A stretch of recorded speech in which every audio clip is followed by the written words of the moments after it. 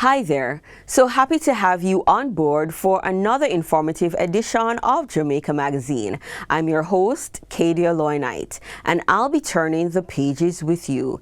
Inside today's pages, a look at food safety certification for food handlers, plus tips for parents to help their children learn maths. Stay with us for more unfolding during this exciting half-hour journey.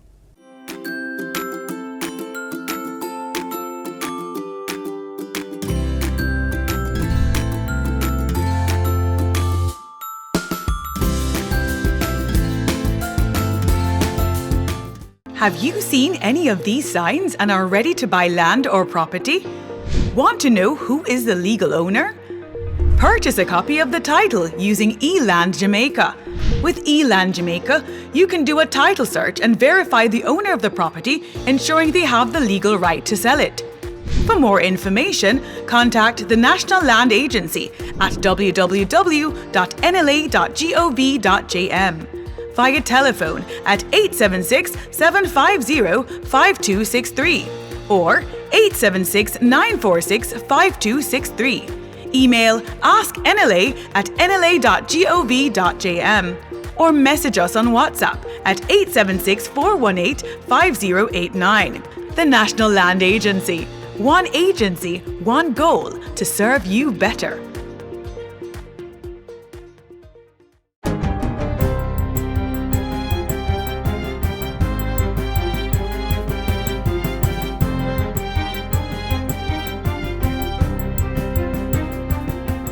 Good day, I'm Lisa Rowe and this is your JIS News for Monday, May 18, 2026. The government has announced that effective August 1 this year, there will be a national reset of points on various traffic tickets that were issued. This is to facilitate the smooth running of the new ticketing system and is among several measures to enforce road safety and maintain public order. The decisions were agreed on by key stakeholders at the National Road Safety Council meeting held last Thursday. The council is chaired by Prime Minister Dr. Andrew Holness. We took some decisions as well on the implementation of the regulations, passage of regulations, both in terms of the schedule for the points associated with offences, reconfiguration of that, and the implementation of the regulations as it relates to photo enforcement and the use of photo enforcing cameras.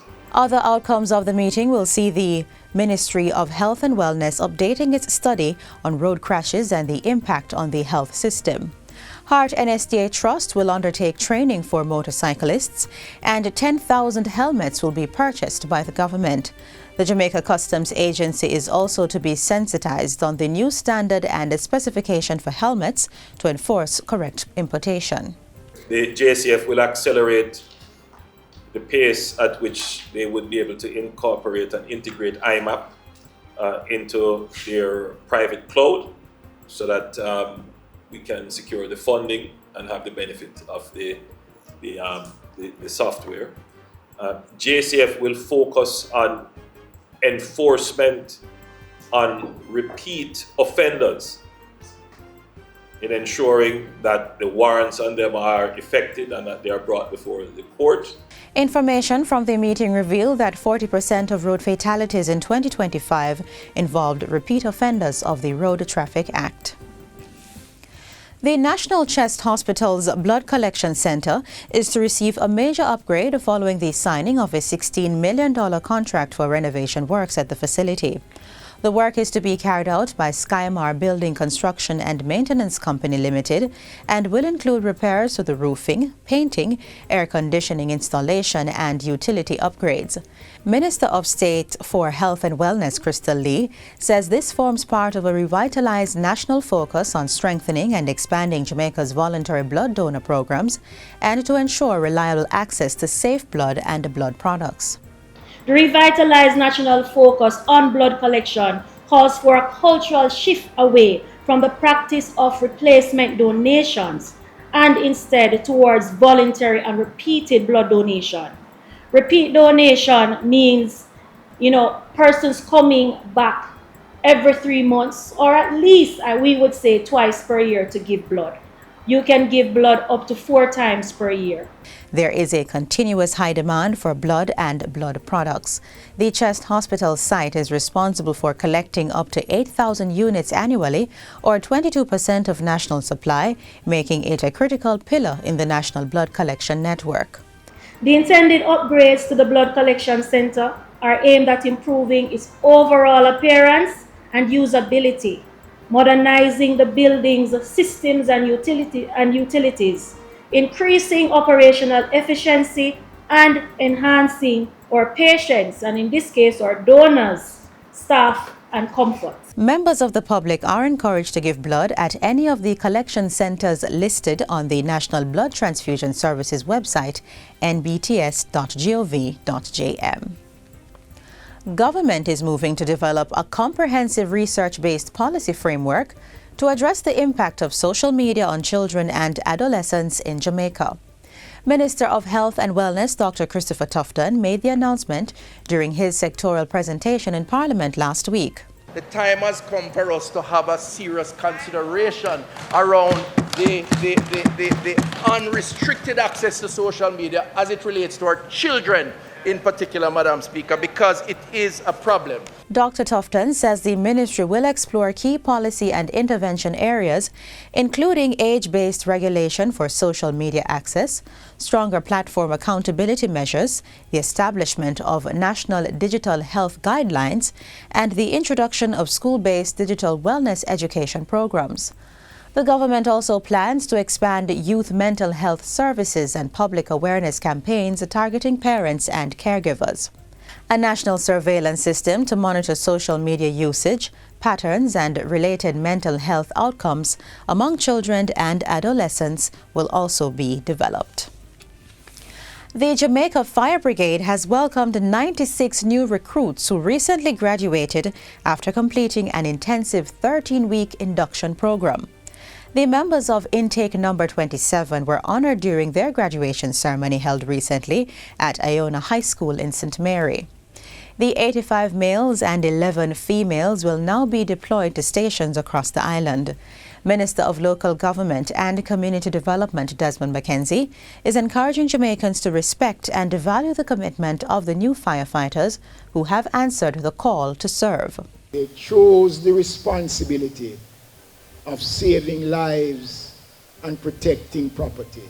And we, in return, must respect and appreciate the commitments that they have made at this young stage of their lives. While addressing the graduates, Minister McKenzie also commended current members of the Jamaica Fire Brigade for their service during Hurricane Melissa last year and reaffirmed the government's support for the organization. That is why the government of Dr. Andrew Holness continue to provide the resources, not just the financial resources, but to give all the support that is needed to make the Jamaica Fire Brigade the organization that the country requires. And finally, the Kingston and St. Andrew Municipal Corporation, KSAMC, is intensifying enforcement under its signage regularization initiative. This as it moves to increase compliance among businesses displaying advertising signs. Mayor of Kingston, Councillor Andrew Swaby, says the initiative has now become a sustained enforcement exercise. We are aware that some entities have expressed intention to replace removed signage with new advertising materials instead of pursuing regularization and compliance. The display of advertising signs is regulated by law under the Town and Country Planning Control of Advertisements Regulations 1978 and the Kingston and St. Andrew Building Act 2018. Under the law, approvals are required before signs can be publicly displayed. This applies to all forms of public signage, with every entity required to adhere to the relevant regulatory framework. Entities are therefore encouraged to regularize their signage and engage with the KSAMC rather than risk repeated enforcement action. The mayor was addressing last week's meeting of the KSAMC.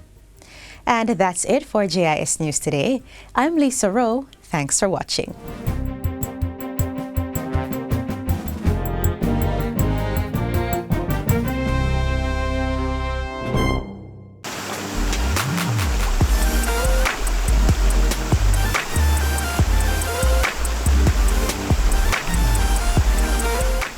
Yesterday marked the start of Workers' Week, which is observed from May 17 to 25.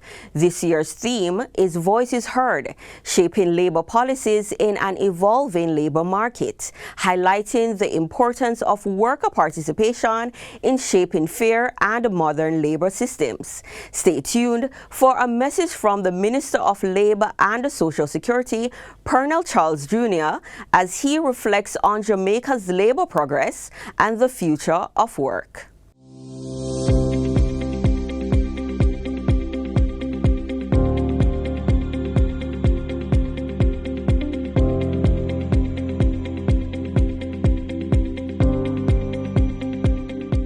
Good day, Jamaica. As we observe Workers' Week 2026, we are reminded that Jamaica's progress has always been shaped by the voices of our workers, voices demanding fairness, dignity, opportunity, and respect. This year's theme, Voices Heard, Shaping Labor Policies in an Evolving Labor Market, speaks to the importance of listening, engaging, and taking meaningful action. In the 1930s, Jamaican workers stood courageously for better wages, safer working conditions, and dignity in the workplace. Their advocacy laid the foundation for many of the labor protections and systems that we benefit from today. Over the years, Jamaica has strengthened its labor framework through key reforms. We have established a national minimum wage, we've standardized the 40-hour work week, and introduced the Employment Flexible Work Arrangements Act, supporting flexible schedules, remote work, and a modern economy. At the same time, we remain committed to protecting our workers. We continue to advance occupational safety and health legislation to ensure that every Jamaican worker returns home safely at the end of each workday. We also continue efforts to ensure fairness and dignity at every stage of employment. And this year marks the 50th anniversary of the Labor Relations Code, a cornerstone of industrial relations in Jamaica. For 5 decades, it has helped to foster stability, dialogue, and cooperation among government, employers, and workers. But even as we celebrate progress, we must continue to ask ourselves, are we truly listening to workers? Are we creating space for their voices to shape decisions and policy? Now, the future of work in Jamaica must be built on partnership, inclusion, fairness, and shared responsibility. This Workers' Week, let us recommit to building a labor market that protects workers, supports growth, and prepares Jamaica for the future. In 1938, Jamaican workers made their voices impossible to ignore. In 2026, we must do more than hear their voices. We must act on them. Happy Workers' Week, Jamaica. One love.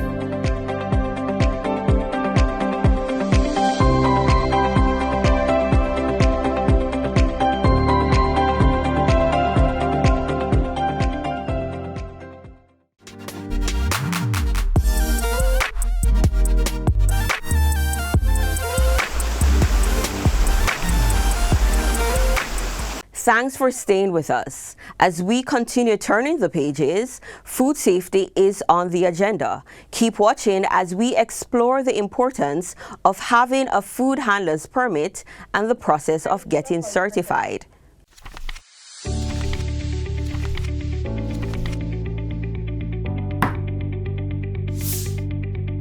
Juicy, buy a juice from me now. A cool bag juice sounds just about right, but do you have a permit?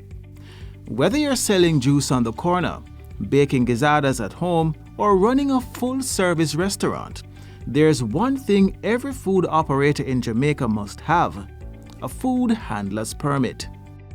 Issued under the Public Health Food Handling Regulations, this permit is mandatory for anyone involved in preparing, serving, transporting, or handling food across the island. And here's why.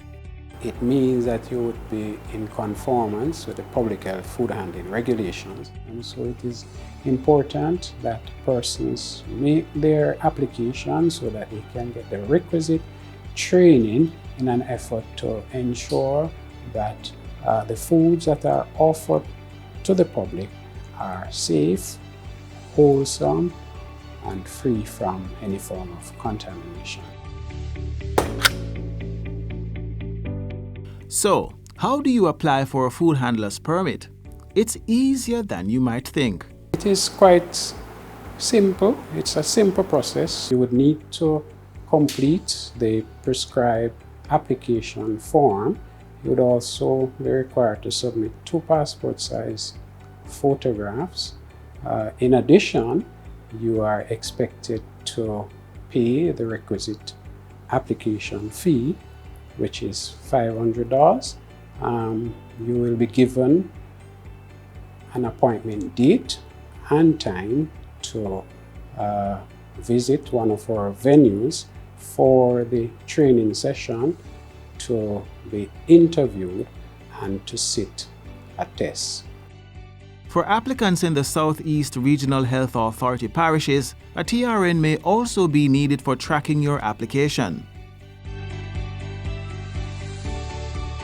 The persons who apply for food handlers permits would normally be screened. A series of questions would be asked for the health interview, and this is to ascertain the health status of the applicants, because anyone who acquires a food handler's permit would be deemed to be fit and proper to handle food, prepare food, serve food for human consumption. And as such, these persons have to meet the requirements on the medical interview. Once you are successful in completing the process, then you'll be able to get your food handler's permit. On average, it would normally take 6 weeks or thereabout from application to acquiring the food handler's permit. In some cases, particularly in the other parishes outside of Southeast, it would take a much shorter period of time. However, it can take longer whenever we have challenges, but we try our endeavor best to ensure that employers who need to know that their employees have completed the process successfully are provided with a letter which is temporary. My food handler's permit does help me, because when I do events like these, or even when I go to like Hope Gardens, first thing first, the public health inspector come around, "Hey chef, you have your food handlers?" I say, "Yes man, here it is," and I pop it out just like this and show them my food handlers is up to date, legit, and ready to go. The inspectors are required to monitor food handling establishments at least twice yearly. We would normally certify the businesses, and once the businesses are certified, then we would do an additional assessment or inspection to ensure that they are operating in accordance with the public health food handling regulations. But you have to bear in mind too that resources are limited, and as such we have to do risk ranking, where we focus and monitor more frequently high risk operations, medium risk operations. For low-risk operations, they are not neglected, they are also monitored, but certainly not as frequently as we would monitor high-risk and medium-risk operations. High-risk establishments are those directly involved in serving, preparing, or handling potentially hazardous foods such as milk, eggs, cheese, fish, and various meats like chicken, beef, pork, and goat. Low-risk establishments, on the other hand, are those that sell prepackaged or sealed items such as peanuts, bottled water, and confectionaries. If it is that persons would have committed violations, we would seriously have to consider the nature of the violation and the type of violations committed and whether or not the person has been rehabilitated. And as such, each case, each situation would have to be dealt with on its own merit. So, how to get the application form to become certified? The application form is online. It may be downloaded from SARA's website, Southeast Regional Health Authority's website. It may also be downloaded from the website of the Ministry of Health and Wellness and completed. However, applicants would still need to visit the local health department in order to apply, because you'll be given an appointment date and an appointment time, and you're expected to return on that day and at the required time to be interviewed.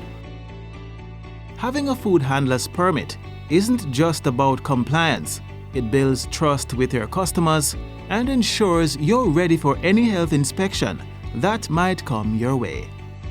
Don't take chances. Get certified, stay compliant, and help keep Jamaica's food safe.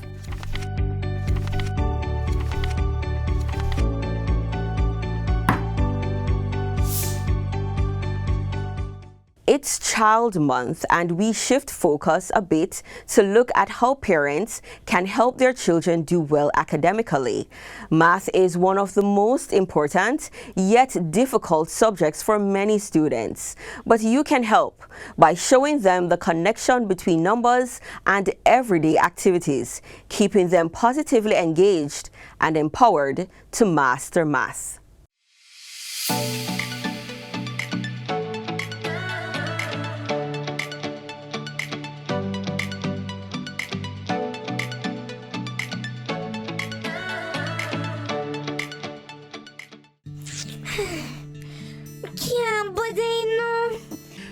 What is it, my daughter? I can't do that maths here. All right. Let me take a look at it now. Math can seem daunting, but there are a few things you can do to support your child at home. One area to look at is games. We all play games on a regular basis, especially children. And how much fun would it be to tie mathematics into the games they play? There's a very interesting notion that is put forward. And that notion is the fact that the things that we are interested in are the same things that we seem to do well in. Now, if it is that around our interest there's also a heightened level of performance, or we seem to learn things much faster when we are in tune, it therefore becomes important for us to actually put emphasis on making mathematics an interest. Because once we begin to allow our students or our children to see the fun in math and begin to develop a level of interest, it is at that point in time you will find that they may learn the concepts much faster. Arithmetic helps us in keeping track of time, conducting business, and making plans. In reinforcing the math from home, we have to do a few things. One, you could, while cooking or baking, allow your child to come forward and to share the math concepts that they were exposed to in school. I'm sure while you're cooking something, your child can apply some measurement skills, some conversions, some looking at the beakers and so on. Additionally, we know that at times we do some amount of sorting and organizing. There's always a shelf somewhere to be packed, a cabinet to be reorganized, some things to be moved around. This is an opportunity to allow your child to use their spatial awareness, to be able to look at shapes. Do you want to know what I do? I find creative ways to incorporate the knowledge to them, because maths is not an easy subject, and most children will tell you maths hard, but it's something that they need in their everyday life. So I find creative ways to put it to them in fun ways that we both can enjoy doing it together. Some of the concepts that I believe that parents could pay a keen attention to is the number concept, like the simple addition, subtraction, multiplication, and division. You have to know at least the basics. I mean, we're not going to tell them about the algebras and the other areas which is a little bit challenging to them, but at least know to make change, know how to know the difference between distance and time and things like those. I'll try to encourage all fathers at least to know the basic about the concept of maths. For the primary student, you use whatever they like. Okay. If they like food, they use food. Divide up the pizza, show them how to divide it. If they like money, they're the children who love playing with money and love counting money, use the money. Look at your child textbook. You'd see the topics based on the child age group, all the topics that they'll go through throughout the entire year. And you can also consult with the teacher and find out what topic am I looking at now, so that you can use all the online resources. We have to find out what is the root of the problem first. Is it that you're not understanding, or you're not grasping as much as you're being taught? Then that much we need to identify what are the weak areas, what are the problems. Once we can identify what is the problem, then we can actually try and fix it from there. So we're not supposed to be thinking with our fixed mindset that there's only one way, so the teacher is doing it wrong. We could be doing it wrong, we might never know. So we'll have to be open to the fact that we're not the only person with an opinion, or this is not the only way of solving that one problem. Parents, I want to encourage you today. When it is that your child comes home with the math book and you realize that the approach that is being taken to deliver the content is not the same way you are used to it, don't throw it aside and say, no, that's wrong, or that is harder, that's different. You need to embrace the approach. There is many ways to help. Right. You don't have to help physically, but being there to sit down and to encourage the child, talk with them, or even while they're doing it, you look over and say, yes man, okay, try it this way. I mean, that is support. Support your child and give them the push they need. In math, practice makes perfect.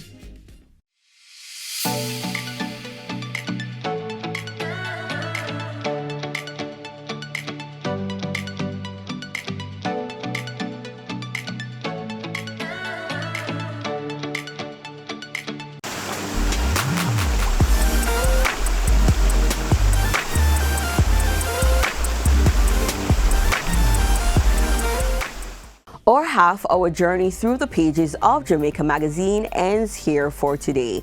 Be sure to join us again tomorrow on this station for more information you can use to make Jamaica the place of choice to live, work, raise families, do business, and retire in paradise. In the meantime, visit our website at jis.gov.jm for this and other offers. On behalf of the entire production team, I'm Katie Loy Knight. Until next time, do take care.